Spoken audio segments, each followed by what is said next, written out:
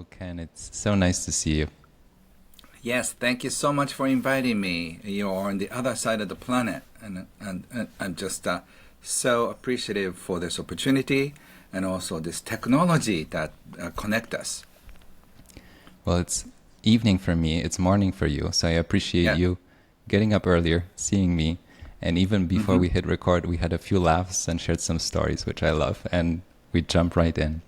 Ken, I want to ask you about those early days. In your book, Happy Yeah. Money, and we'll talk more hmm about your book in a minute, you bring Yes. up your childhood memories around money and wealth that really made me think and feel certain things. Could you share those stories with the audience and maybe tell us how you think that time shaped you, who you are today? Yeah. So I was born into a successful tax accountant as a father, and then my mother was a stay-at-home mom. So it's a typical Japanese family, but what's unique about us is that my father started teaching us about money when we were very small. So I have a brother who's 2 years younger than me, and then he used to take us to nearest shopping stall and shopping market and ask me which one is making more money. So he started teaching me about money by asking us questions. He made us think. He just taught us very creative ways to look at money in a totally different way. So I was so surprised that when I started going to grade school and junior high school, none of my friends knew nothing about money. I was so stunned. I thought everybody knew about money, but my all my friends had no education whatsoever about money. Well, I think it's so relevant to bring up those stories early on when we're growing up hmm and do it hmm in such an innocent way of just observing the world and letting the kid kind of draw their own conclusions about the world around us. I Yes. have those memories of going to a market with my grandma. And to me, she was the first teacher in value investing. She would always look for a bargain, not just the cheapest hmm thing, but quality. hmm And when I Right. picked up a book about investing as an adult, I thought, this is what grandma told me when I was 5, 6, 7, 8. But now I'm buying businesses instead of eggs and carrots and cucumbers. hmm Yes, which could be more fun.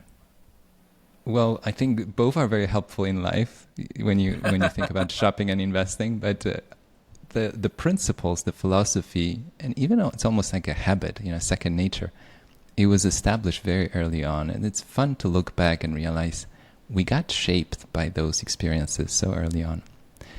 Ken, in your book, you write something really powerful. You say that there's so much energy wrapped up in our money. hmm Can you talk about this big idea behind your book? Some things make money happy, some things make money unhappy. Can you Yeah. talk about that So distinction? yes, thank you. As I was growing up, my father started teaching me about money, but not about the good side, but also the dark side of money. One Mm-hmm. time, my father told me, looking rather serious, and he showed me the coin, and he said, "Money has two sides.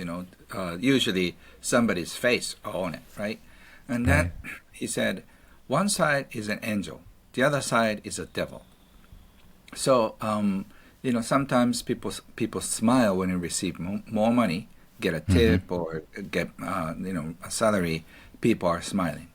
But on the other hand, if you are just not paying back the debt or paying if you're not paying bills at the right timing, Mm-hmm. and then somebody gets upset. So he Mm-hmm. said, money can draw the best and the worst from you. And I said, what is the difference? And he said, if you're a good person, good side will come out. And if you're a bad person, bad side will come out.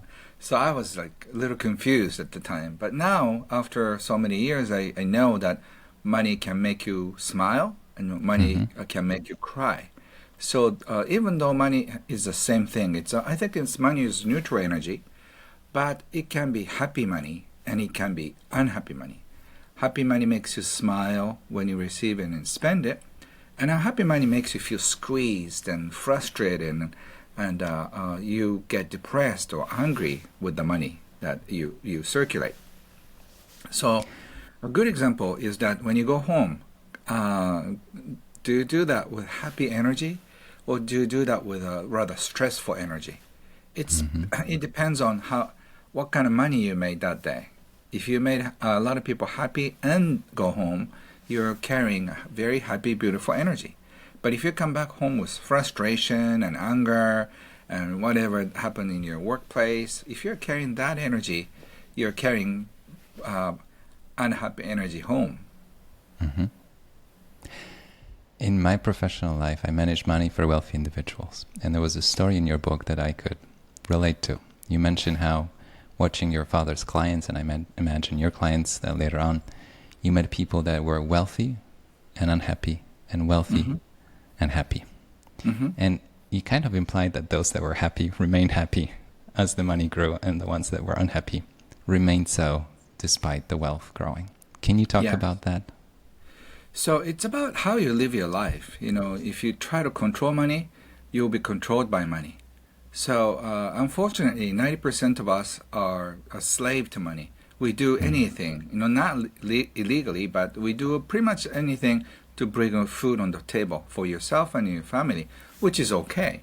And Mm-hmm. also, if you try to control money, you try to make money, and more money. If you make $100,000, you think 300,000 will bring you happiness.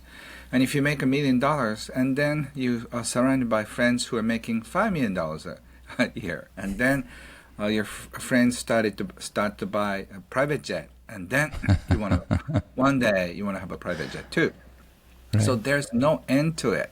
So Mm-hmm. unless you focus on happiness, Mm-hmm. money uh, energy just invites you to hell of wanting more and more. Mm-hmm. So you have to know when is enough, how much is enough. Like if you want to drink this jasmine tea, maybe 1 glass or 2 glasses are fine. But if you drink like 10 glasses, that's too Mm-hmm. much.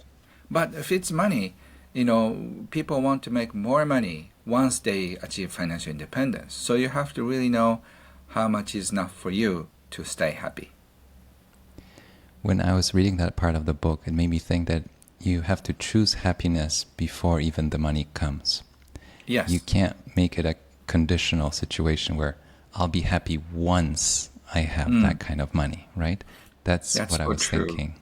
Yes, but at the same time, money can buy a certain happiness. I always talk about. People ask me, Mm-hmm. can money buy happiness? Of course you can, to a certain degree. Right. Because if without money you have to go somewhere with hitchhiking. It's hard. Mm-hmm. So if you can buy a plane ticket, that's much easier. So Mm-hmm. money can get rid of a lot of inconveniences in your life, but you cannot buy happiness with money in a true sense. So you have to find happiness without money, but money Mm-hmm. can help you. It facilitates things. It's a means to an end. Ken, there's this quote in your book that I have to bring up. You say, in fact, many people realize they don't even need to have a lot of money to create Hmm. their ideal lives. Hmm. It's a big, big revelation, what you brought up, enough, that we might already have enough to create an ideal life. Yes. So I realized that as I was making more money in my 20s, wait a second, where is the goal? And I realized, like, I thought if I have $1 million in my bank account, I'd be happy. And then I made enough money and just didn't make me feel happy or just wealthy, because all my friends are much, much wealthier than me. And Mm-hmm. then I realized, okay, wait a second, I have to really pay much attention to what I'm doing. And then once I found a peace with money, then the funny thing is more money started pouring in, but it didn't really affect me in terms of happiness.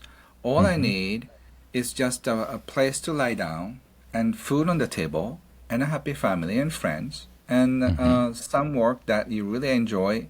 With that work, you can make people smile. If you have those things, you're in heaven. So uh, if you focus on having those instead of just multiplying your asset, you can be happy. But it's such an easy trap. especially in North America. People believe that money is God. Not much so in Europe, but still there's this tendency that you need to have a luxurious lifestyle so you can be happier. But a lot of people just make more money than 20 years ago, when they're younger. But how much happiness do you get? Not much. It's very true. And I'm thinking, when I travel, I run into people that are really just with a backpack exploring the world and sleeping at a hostel and with a big smile seeing the city. And then you run into people walking out of a beautiful hotel without a smile on their face. It's a choice almost how you're going to perceive the reality that you live in. The other thing that I would bring back to the childhood moment when things get established, I grew up in Poland. It was the 1980s Poland. It was the last decade of an economic experiment, communism, and basically no freedom in terms of economic activity. And then the country really boomed in the 90s. So by the age of 10, I think a lot of my habits were already set in stone. Going to a store in communist Poland was not fun. It was a gray place with very limited choices. So when people tell me about going shopping as something that's entertaining, in my mind, I never really developed that kind of gene or habit. I mean, I do enjoy it now, but I kind of had to adapt to it because to me, going shopping meant a bit of a struggle. They never had what you wanted. It was out of stock and so on. So going to a supermarket as an adult, I definitely feel that it's not fun for me as much as it can be for other people. I don't know if you have thoughts about it, that we kind of establish those feelings around spending, shopping, or even continuously rising expectations early on. Yeah, so early on, your characters are formed. One day I was sitting at a conference table to help them file inheritance taxes when I was doing an accounting job with my father and my brother. And then I just realized that the deceased, the father passed away, so the mother and also 3 kids inherit his business and money. And what I was shocked is like there are 3 children who were born and brought up in the same family. But the first son is like a Wall Street type of person, nice suit, short hair. And then the second one is, the daughter is wearing Gap, very mediocre type of housewife, and no jewelry. And the third one is a complete hippie. He has piercing and probably he's carrying a surfboard or very hippie vibe, right? And then, wait a second, these 3 are born and brought up in the same household? Then I realized that there is something called, something that I call money personality type. Some people love spending. Some people love making money. Some people love saving. Some people love worrying. They think that's you're supposed to do. Like my mother is a worrier. She used to worry about money, and not only her money, she worried about me. So she kept calling me at the every month, like 23rd or 24th, because 25th is like a payday, and I'm supposed to pay all the bills. And mom used to call me, "Are you okay? Can you pay all the bills?" And I say, "Mom, yes, I think I can pay." And then the next month, the same thing happened. And I told her, "Mom, I have enough money to pay all the bills for the next 20 years. So does that satisfy you?" She said, "No, still I'm worried about you." And I said, "Please stop." And she said, "No, that's any mom's human rights to worry about their kids." So she didn't let go of worrying about me. So, there are warriors and spenders and money makers, and they will not change. So you're not definitely a money spender. You're more money maker, So it's interesting how people are born and brought up to a certain personality type. And nobody is wrong, So I just don't want to say, also there's a gambler too, money different, monk, hippies, and there are all kinds of people, and everybody is cool for me. But everybody needs to learn something from each other. I like that, having that awareness of how do you operate around money. That already helps because you start to notice certain things. And then you can make changes. I think I grew much more comfortable spending money than, and it came from a place that I just wasn't enjoyable for me to spend money. I don't really see why it's enjoyable. Just the circumstances that I grew up with. But just being aware of it and realizing it's okay to spend money and you can actually have fun spending money. I think that's one Yes. revelation that I had over time. Beautiful. I have this big overarching question for you, Ken. You bring up, Yes. I would call it, playing a game or money game. And I have a quote from your book that I really like. You say, in my experience, the people who have the most fun feel the most confident. They realize it's just a game. And they may not have the most money in the bank, but they remain unattached to the outcome of winning or having the most and enjoy the process, the give and take. And they focus on feeling like a winner rather than on actually winning. I really like that part of the book. Can you talk about it? Thank you. Thank you. So I think because you're winning the money game, that means that you enjoy life. People who are losing money game is for those who are making money and never satisfied, or worry about money all the time. It doesn't really matter how much money you have, how much money you make. It's in your system. So can you be happy no matter what is my question. So, we are given a choice every day how to deal with money. Even though we make the same amount of money, can we appreciate money coming in? And also, can we appreciate when we pay bills? Unfortunately, most of us just get upset when we get paycheck, and then we get frustrated when we pay bills. But if you just realize, if you see the whole picture, our life is made of receiving money and giving out money. Receiving money, giving out money. So in this cycle of money, we exist. So once you know that, do you do that with a smile, or do you do that with give it to me? I don't want to give it to you, that kind of game. Or just receive with a smile, thank you, and then pass it on to you with a happy energy. So choice is yours. I think it's very powerful how you say in the book to say thank you. And you have this idea that even if that money was with you for a brief period of time, you say, thank you for your visit. Yes. The whole experience is very, very different than a lot of us have with money.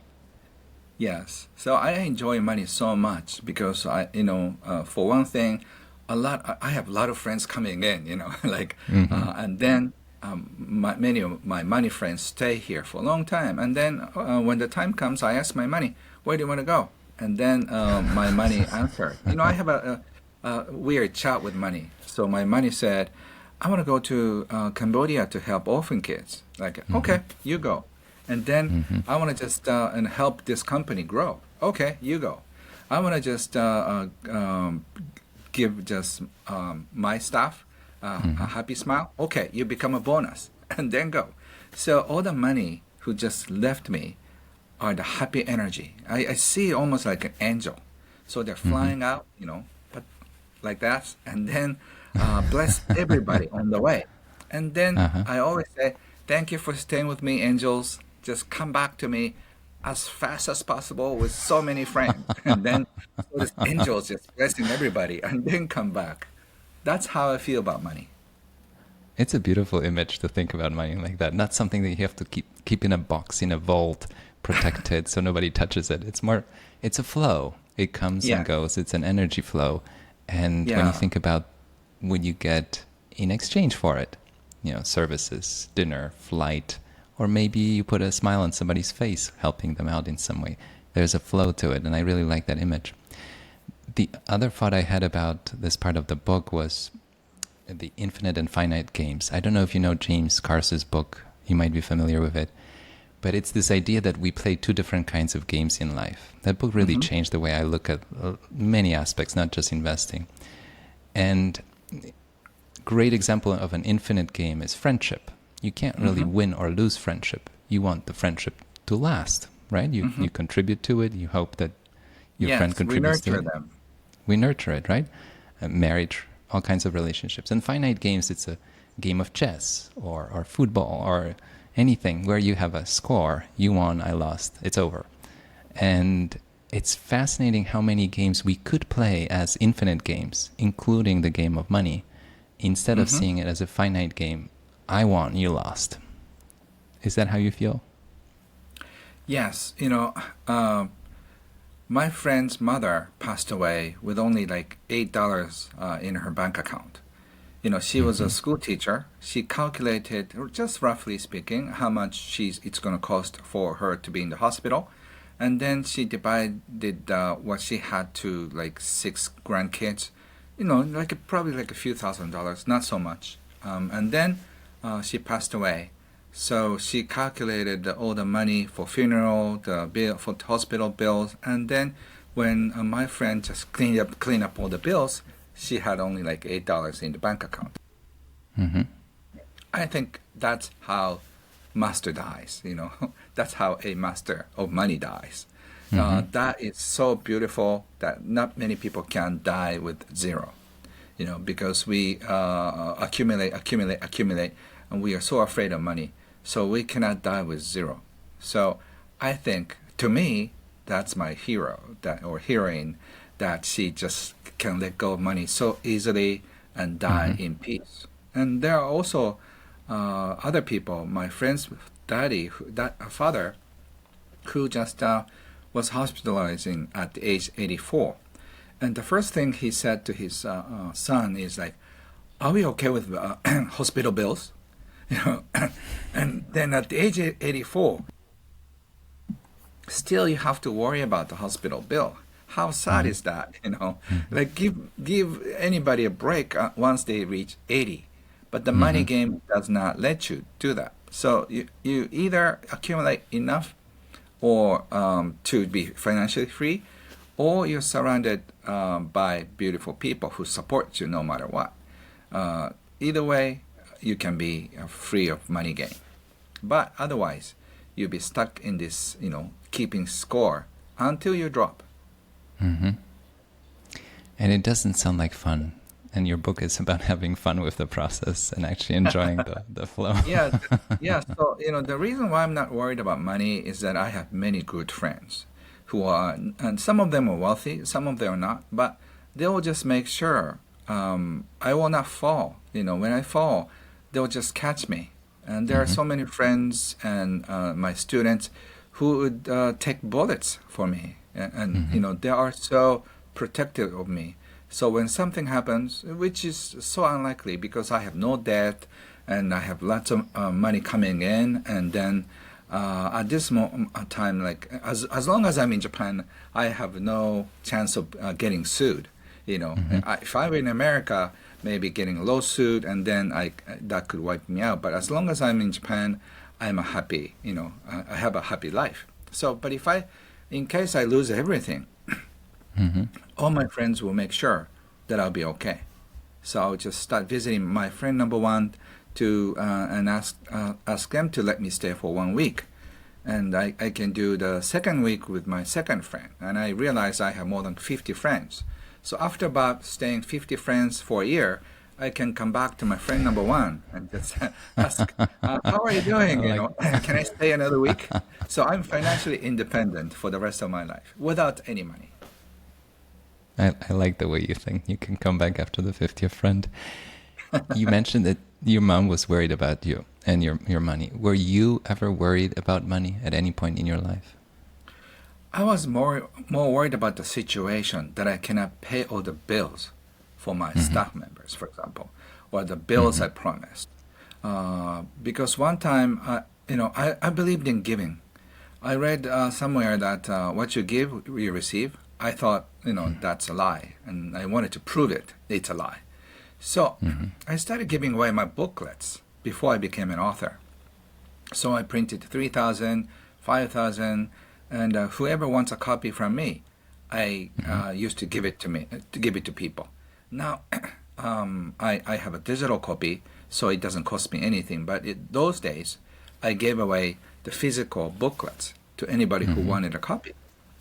So I paid the postage and everything. So it ended up costing me $80,000 a month. And then at the rate of it's going, it could bankrupt me, right? Right. And because it's a gift. And then I had a nightmare, and it's about tabloid, Japanese tabloid, saying, the celebrity section and non-celebrity section, like a weird people. And in that weird people section, it says this Ken Honda guy who claimed himself to be a writer, gave too much away and then went bankrupt. But the irony is, the reason what bankrupt him is the booklet that he gave away. The title is 8 Steps to Financial Independence and Abundance. We wonder what he wrote in the booklet, and then it was supposed to make fun of these people, right?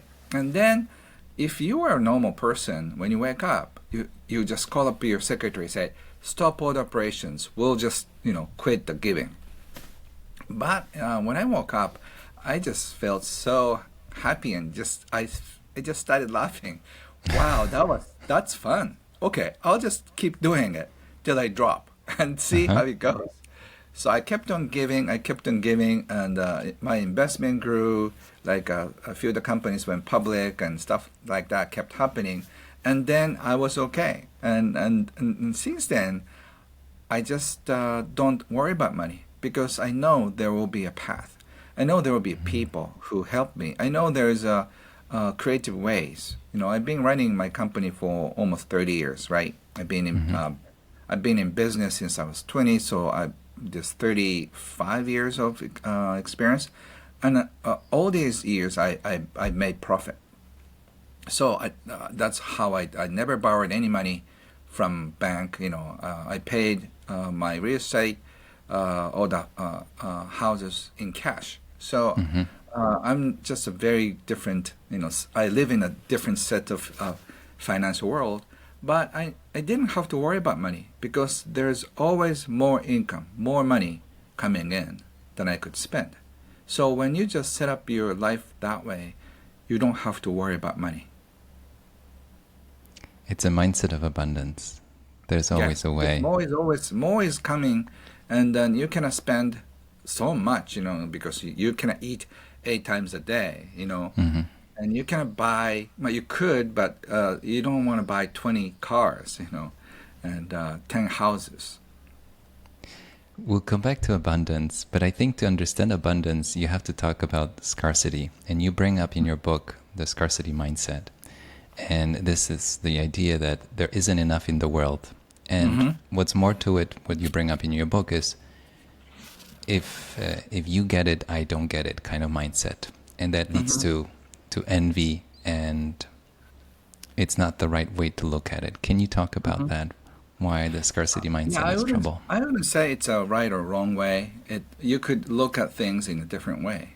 So, for example, if you just look at Facebook without thinking much, all the great pictures keep just flowing into your in front of your eyes. The Instagram, your friends went to Paris, or when your friends went to some exotic restaurant, and then they seem to be having exorbitant like parties and stuff, right?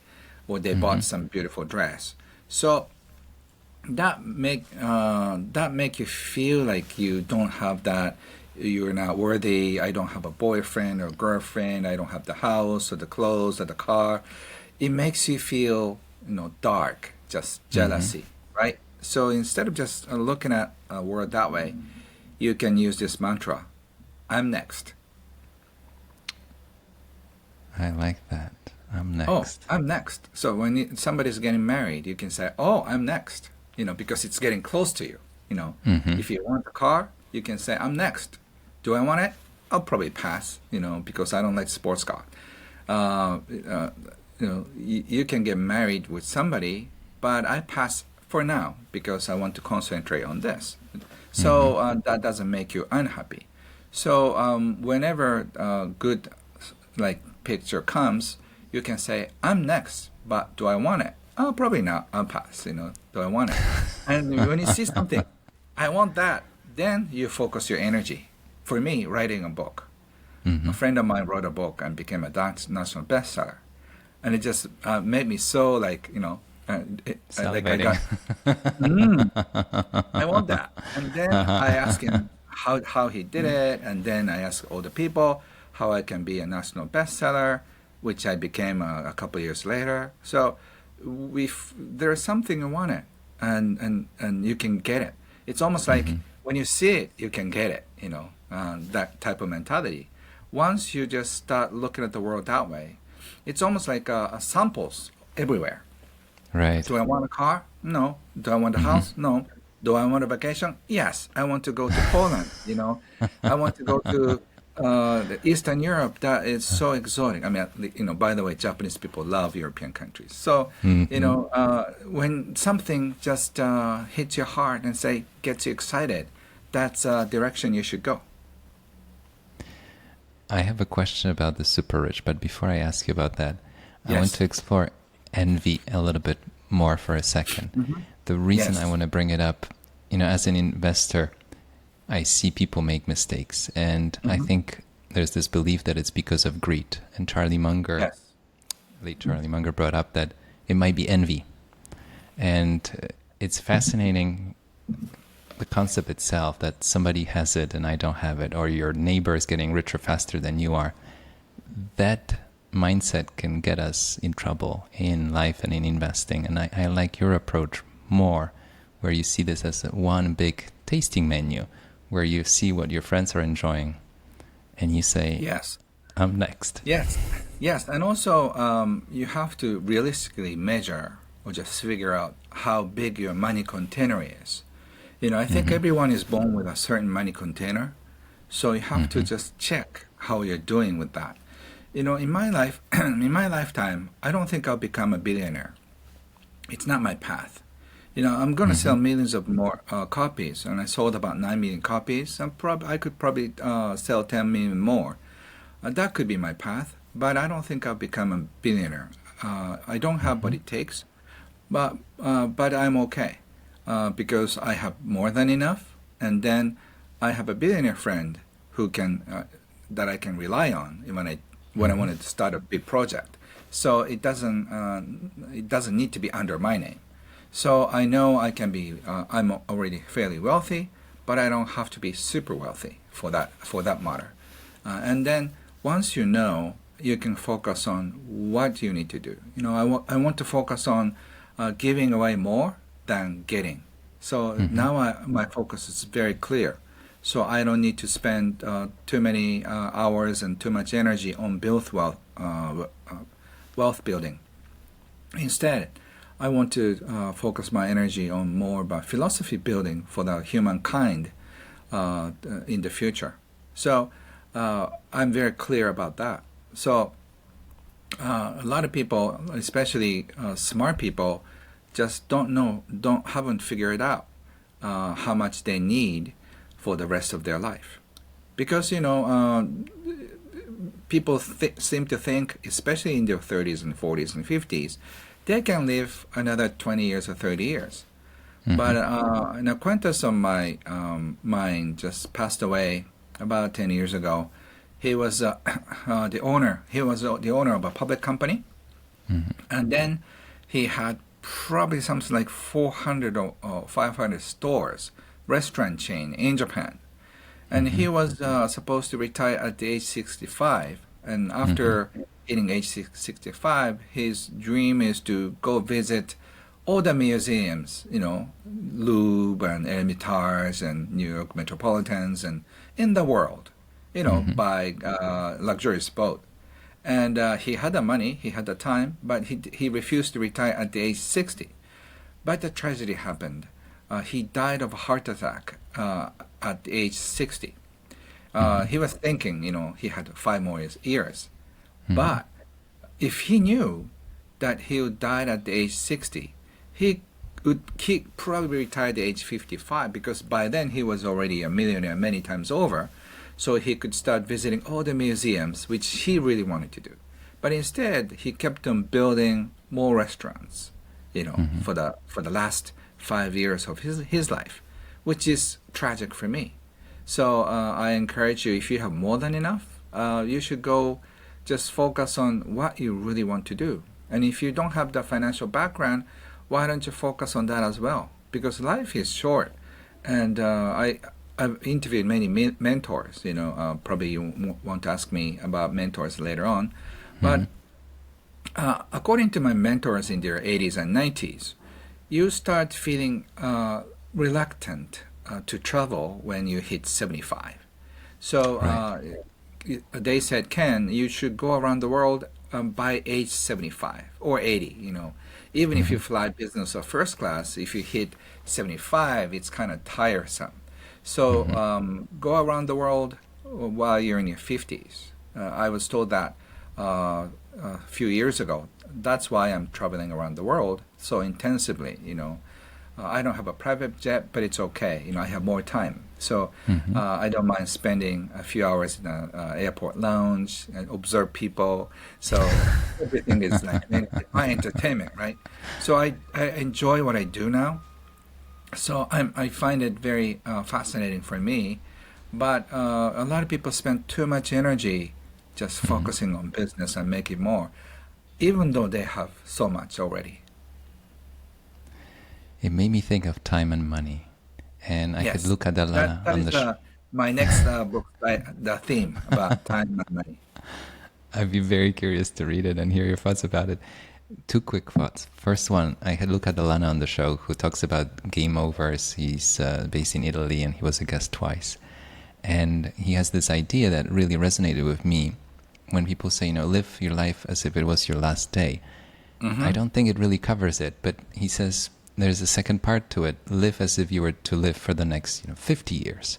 You kind of try Mm-hmm. to optimize for both, right? So if you were to live for one day, I don't know, maybe you'll skip on a meal or even a shower and do some silly things that day. But if you realize I might be around for a few decades, Mm-hmm. then you'll optimize your choices differently. And I think it's nice to have those both perspectives in mind. Yes, I like to travel. Maybe I shouldn't save it until I'm 95. Maybe it's something I should do this year. And something else, it's something that I can actually wait and I can wait for it. I really like this idea. And second quick thought that I had when listening to you, I was in Omaha at Berkshire's meeting last year, sitting in the middle of the room, and Charlie and Warren were sitting there. And I was thinking, Charlie had a fraction of the wealth that Buffett did, but he was still very, very wealthy and wealthier than I think he ever expected. Few $1 billion, and Warren 100, more than 100. And then around the room, I was looking at all the shareholders of Berkshire, and I was thinking, if somebody's here in the room, they probably have some substantial capital by their own definition of it, right? So I was thinking, when you talk about the money game, the outcome is not that you have to end up on some list and be the top 10 or top 100 or have over a billion. You win your own game. And it might be what you mentioned early on in this conversation, having 20 years of expenses saved. You won a certain milestone of your own game. Just the idea that it's a range, a very wide range of outcomes, and you can be a winner much sooner than you think. Mm-hmm. Yes, and also, I have four houses, and one of them is a big retreat center. We can seat 60 people, and there are more than 20 rooms, and and that is probably something I don't need for myself and my family, but I have it so people, my students, can just come visit our retreat center and just transform their life. So Hmm. that kind of luxury can happen after you achieve personal financial independence. So, I think the minimum goal is to achieve your financial independence so you don't have to worry about money for your Hmm. personal gain or your family members. And once you achieve that, I achieved that in my 20s. Once you achieve that, you don't have to focus on getting money. So, like, Hmm. you can be more giving. So, giving more money or giving more of what you have can be your focus. And the funny Hmm. thing is, the more you give, the more you receive. It's so ironic. If you try to get more money, somehow you don't get it. But if you try to be giving more, somehow you receive it. That's a law of wealth, by the way. So I think financial independence is as important in that sense too, because if your string is not attached to money, you can give so freely. And if you start giving away so freely, then the universe will respond to you in such a generous way.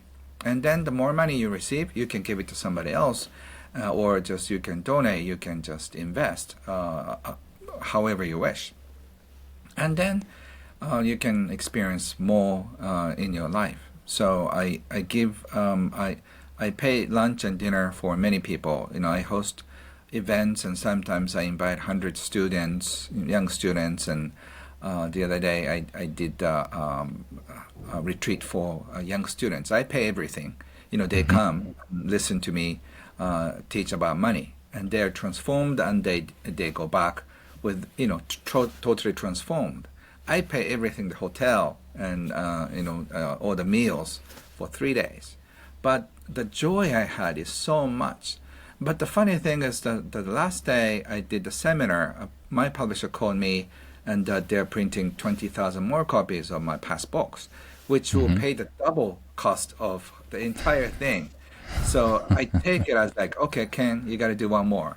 So, my life is that way. So the more I give, somehow the more I receive. So I'm in a Mm-hmm. constant, funny game of getting more, receiving, and then give it away, and then getting okay. So that is how I enjoy my life.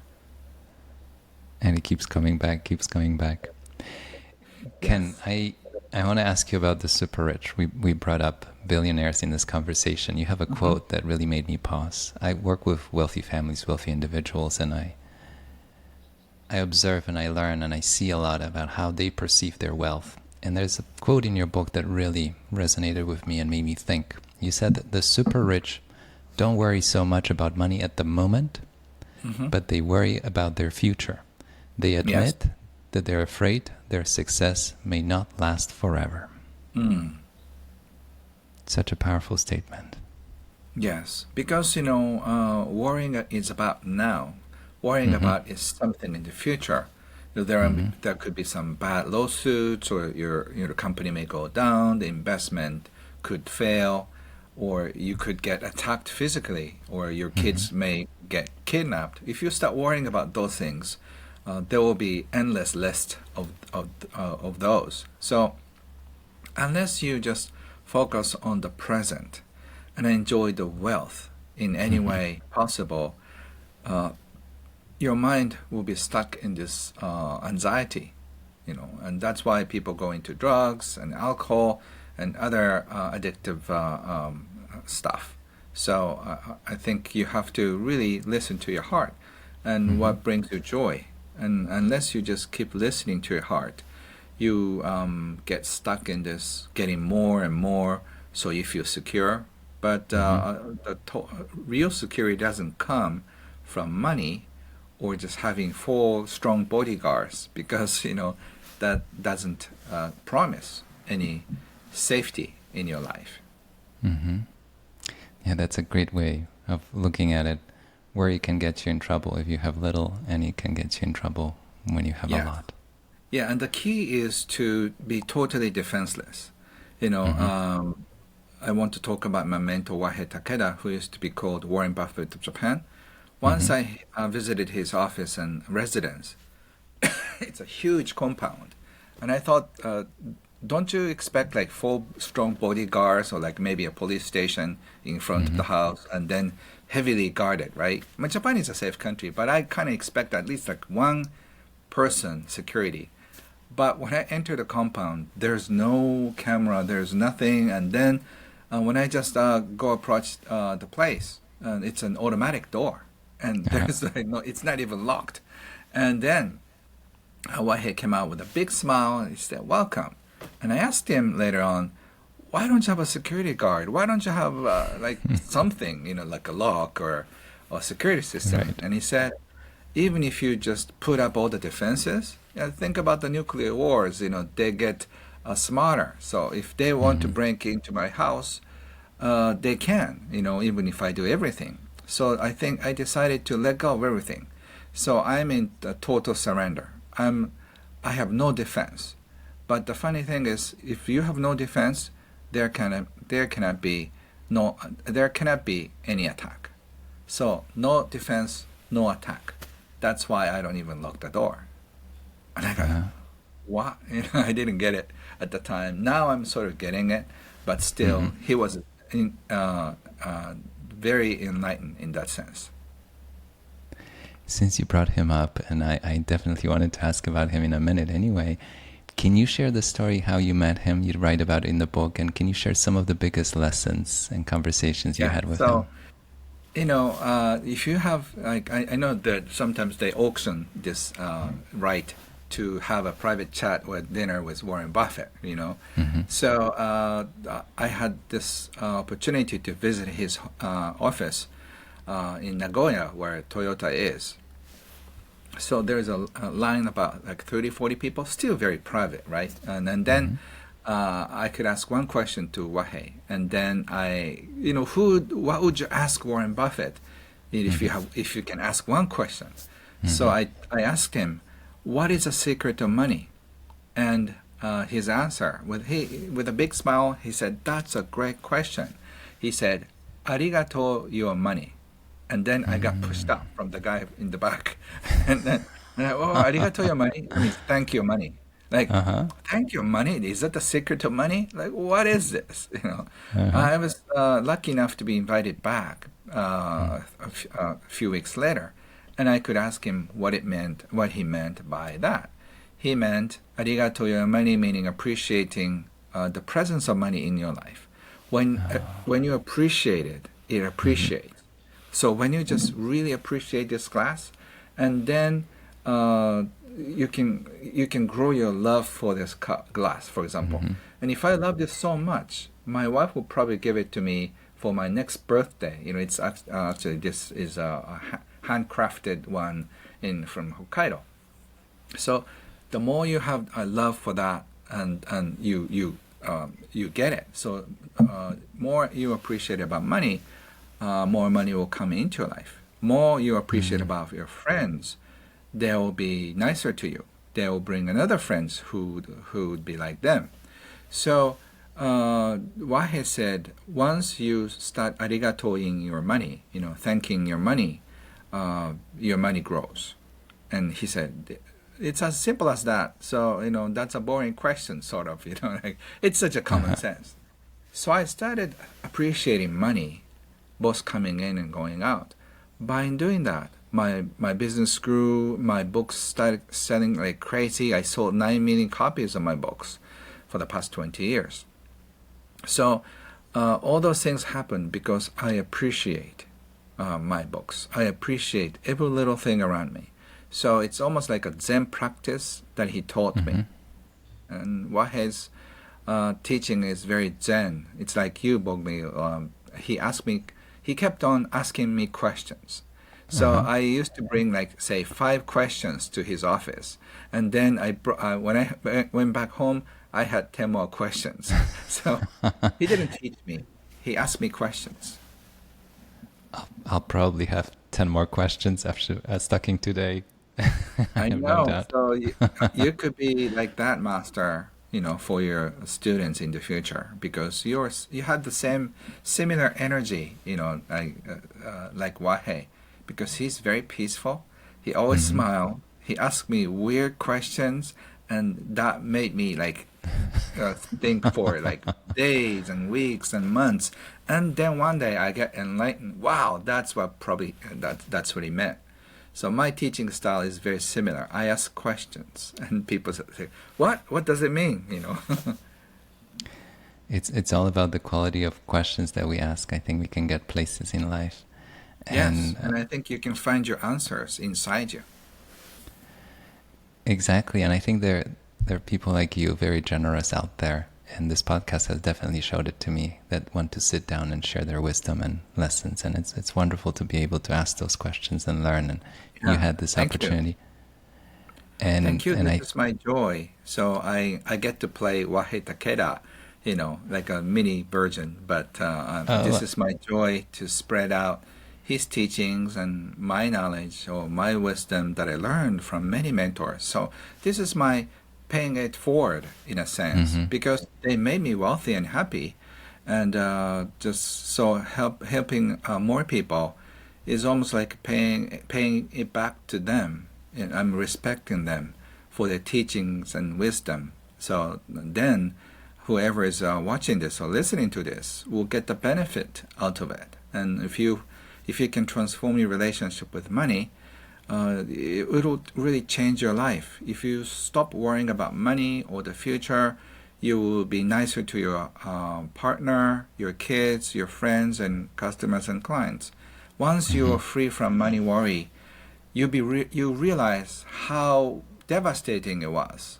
Hmm. And then once you get out of trance, you just realize like, what the heck was I doing? Like, I was so paranoid about money, and but you have to get out of trance in order to feel how insane it was in the money game.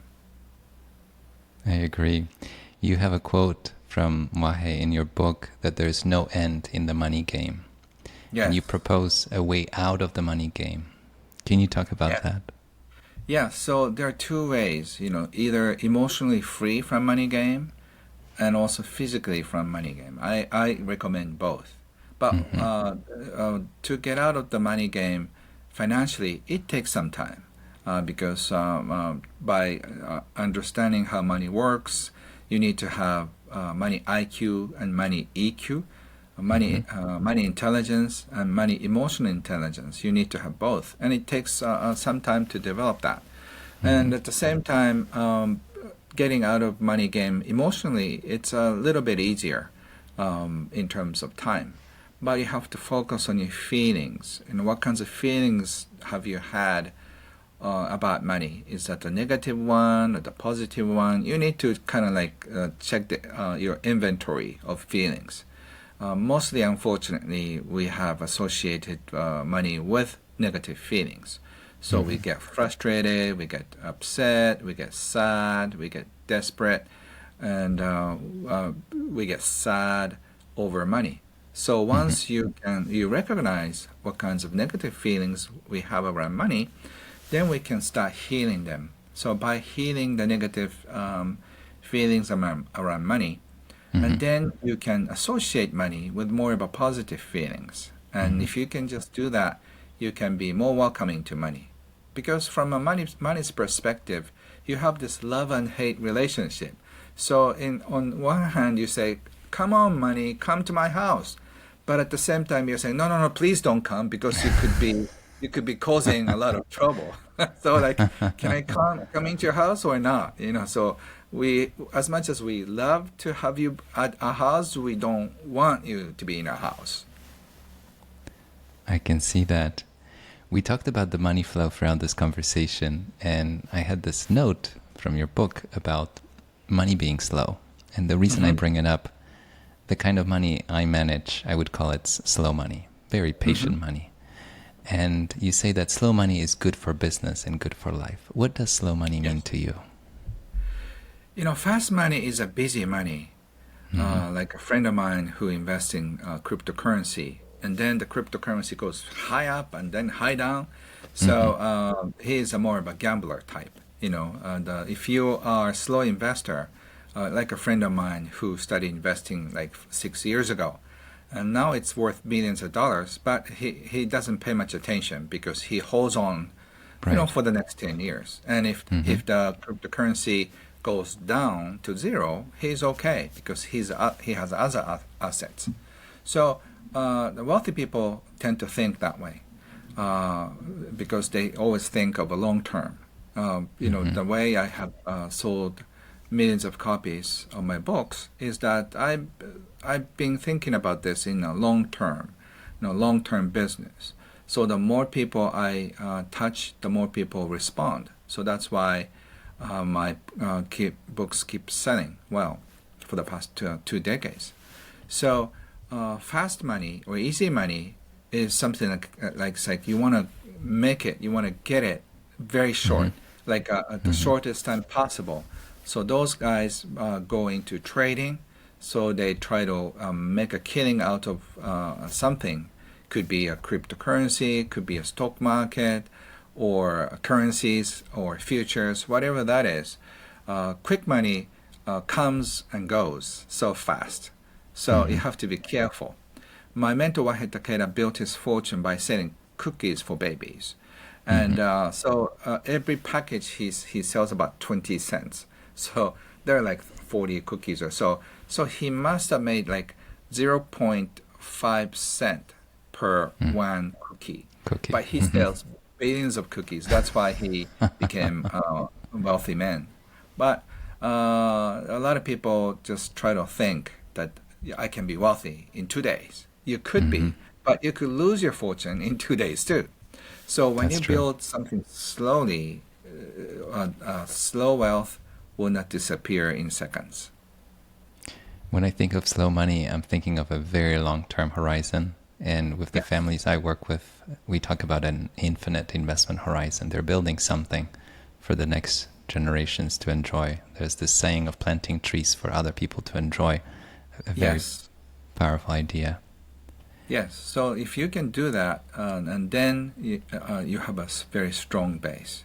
So don't go for quick money because that is a shortcut to losing money.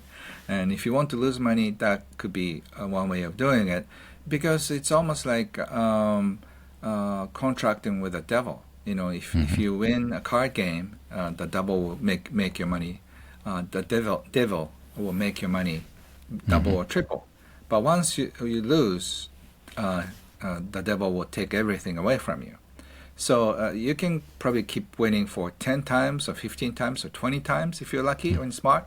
But at the 21st game, if you lose the game, Hmm. the devil will take it all. So you are you're destined to lose if you're playing the devil's game.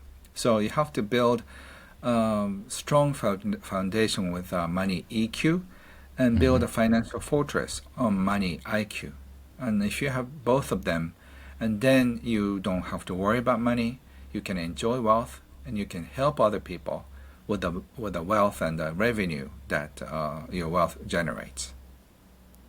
The game that you described made me think of certain risks that even the richest people cannot afford to take.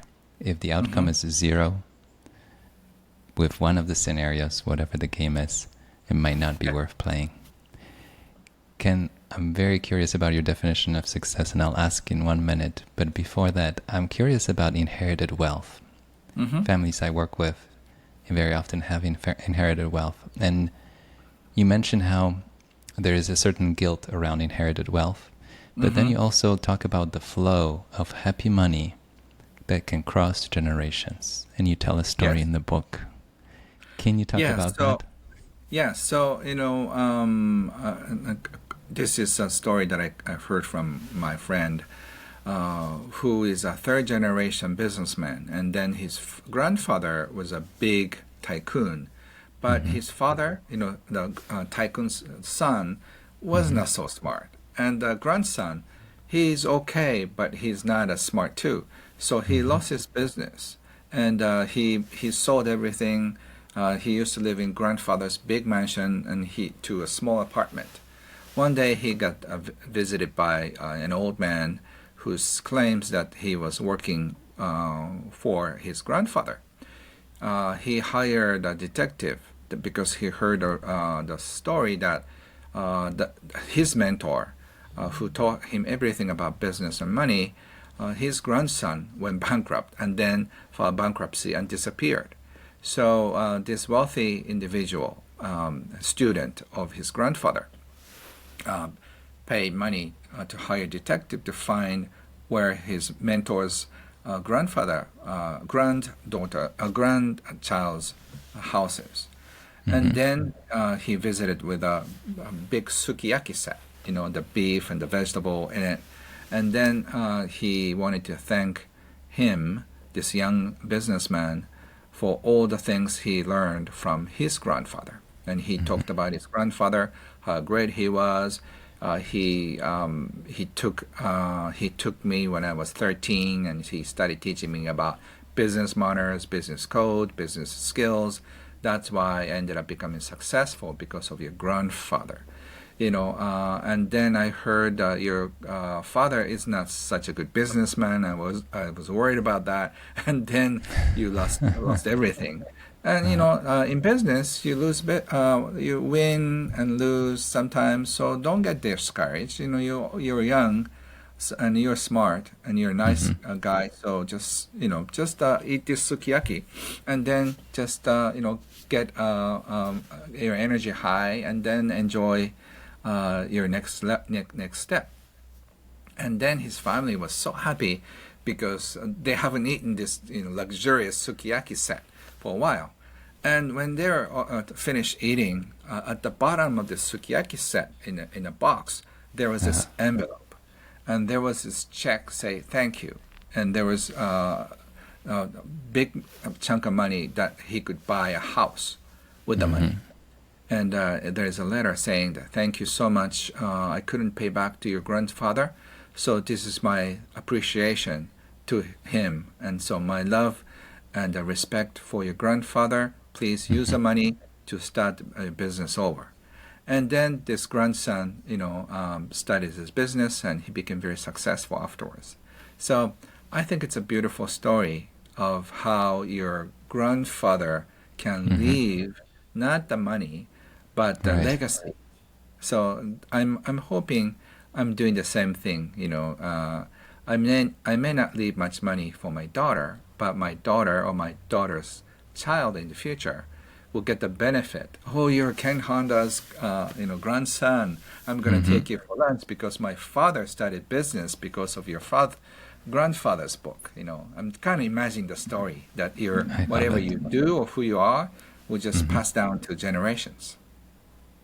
That thank you money can cross generations, and the legacy you build exceeds the money that you could possibly accumulate and pass on. I love that story.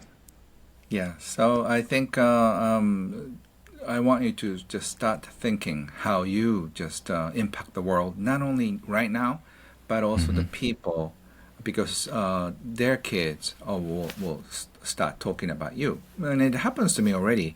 My students, sometimes they said they learned about me through their fathers and mothers, who just said that Ken's books are great. So it's too late for me, but I think you should learn. is how the book is given to them. So I'm very happy that their parents encourage them to study about money. I love the sound of that your books are traveling for families and they're passed on and inspire generation after generation. Yeah, Ken, so one that's last how question. I like it in English too. From now, I have only one book now, so I'm going to translate more. Oh, I'm looking forward to all the other ones, but the Happy Money is a wonderful start. Ken, before I let you get on with your day, I have one last question about success. We haven't brought up that word throughout this conversation. We talked about happiness, abundance, and we used big words today. But how do you think about success? What's your definition? So I always think about that for the past 4 decades. And for me, success is the freedom to do whatever you want and with whoever you want, and also whenever you want and wherever you want, and whenever you want. So you can have the freedom to do whatever you want and where, with whom, and how. So and also with a location. So if you have the total freedom over those, I think you're a successful person. And in that definition, I didn't mention anything about money. Because to do that, some people require billions of dollars, some people require only $100,000, and some people require only $10. So I think the success for that person is like playing saxophone in a park, and then just practice. One day he'll be a musician in New York. He is already a success because he's really enjoying the moment. So you can be a beautiful success without so much money in the bank account, because the success happens in the moment. So even if you have billions of dollars, if you're worried about the future, you're not a success. I love the sound of that. I think it sums up everything we talked about. And I want the audience to walk away with this idea of saying thank you when the money visits you, and seeing this as a game that you just enjoy the process, and what you just said right now, the kind of freedom to do whatever you want with whoever you want, wherever you want. Yes. And money is helpful in it all, but there's so much more to it. Be happy first. That's what I walked away reading your beautiful book, which I highly recommend. Thank you.